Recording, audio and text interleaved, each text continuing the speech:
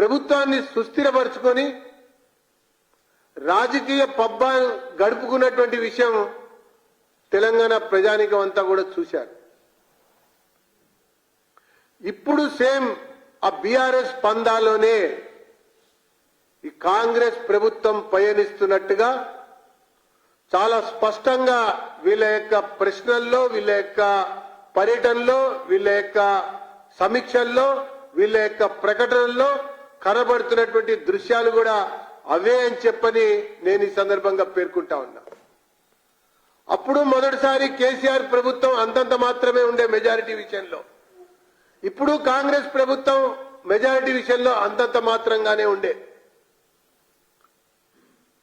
ఆనాటి ప్రకటనలో ప్రభుత్వాన్ని సుస్థిరపరచుకోవడం కొరకు సిఎల్పిని, శాసనసభ సిఎల్పిని, శాసనమండలి సిఎల్పిని విలీనం చేసుకోవడానికి ఆ ప్రకటనలు సహకరించాయి, దోహదం చేశాయి. ఇప్పుడు కూడా సీఎం రేవంత్ వ్యవహారం చూసినా, ప్రకటనలు చూసినా కనబడుతున్నటువంటి దృశ్యం కూడా అలాగే ఉంది అన్నటువంటి అభిప్రాయం చాలా స్పష్టంగా నడుస్తున్నటువంటి చరిత్ర అని చెప్పని నేను పేర్కొంటూ,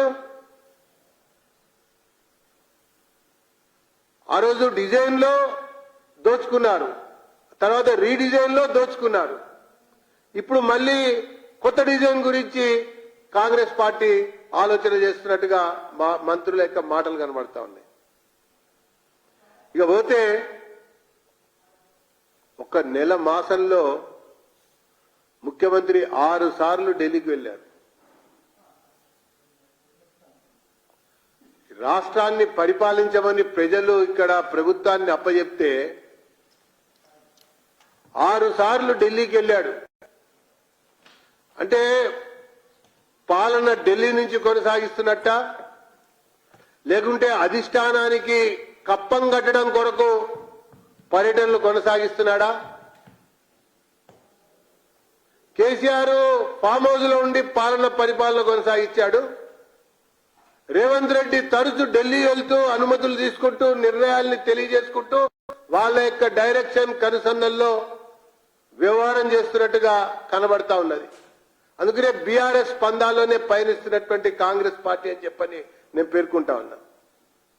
6 గ్యారంటీల గురించి పదే పదే మాట్లాడారు. ఆ గ్యారంటీలే మాకు అధికారాన్ని అప్పగిచ్చాయని కూడా పేర్కొన్నారు. ఈ గ్యారంటీల అమలు కొరకు తెలంగాణ ప్రజానీకం అందరినీ కూడా లైన్లలో రోజుల తరబడి నిలబెట్టారు. ప్రజల్ని లైన్లలో రోజుల తరబట్టి నిలబెట్టి